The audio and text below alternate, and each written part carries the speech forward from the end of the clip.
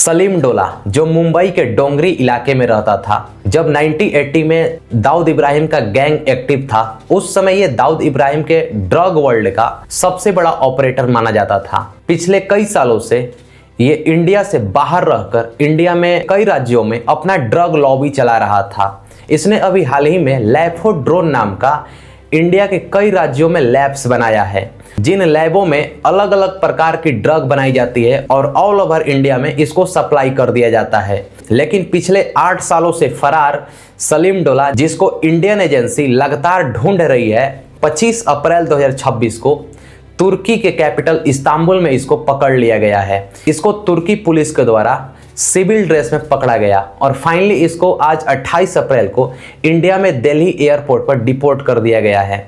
सलीम डोला दाऊद इब्राहिम के drug operator का ये इतना बड़ा सरगना था कि इसके खिलाफ इंडिया में कई बड़े बड़े केस हैं। 1998 में मुंबई एयरपोर्ट पर मद्रक्स टैबलेट नाम का ड्रग तस्करी करते समय इसको पकड़ा गया था। उस समय इसको जेल हुआ था, लेकिन कुछ समय के बाद इसको छोड़ दिया गया और फिर से ये 2017 में 5 करोड़ का गुटखा तस्करी करने में पकड़ा गया और उस समय भी इसको जेल हुआ। लेकिन 2018 में ये जमानत पर बाहर आता है और उसके बाद ये इलीगल तरीके से इंडिया से बाहर चला जाता है और आज फाइनली 2026 में 8 सालों के बाद ये पकड़ा गया है। इसका बेटा ताहिर सलीम डोला को भी दुबई एयरपोर्ट से गिरफ्तार करके इंडिया में डिपोर्ट कर दिया गया है और उस पर भी आरोप है कि उसने 126 किलो मेफोड्रोन जो है ऑल ओवर इंडिया में फैलाया था। ये दोनों बाप और बेटे जो ऑल ओवर इंडिया में ड्रग फैला कर रखा था, फाइनली इनको इंडियन एजेंसी ने पकड़ लिया है।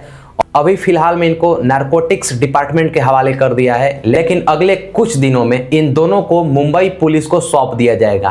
तो ये एक इंडिया के लिए बहुत बड़ा डिप्लोमेटिक जीत है, क्योंकि तुर्की से इन दोनों को पकड़कर इंडिया में लाया गया है और सलीम डोला के खिलाफ इंटरपोल ने रेड कॉर्नर नोटिस भी जारी कर रखा था। तो मिलते हैं हम लोग अगले वीडियो में कुछ नए जियो पॉलिटिक्स डेवलपमेंट के साथ।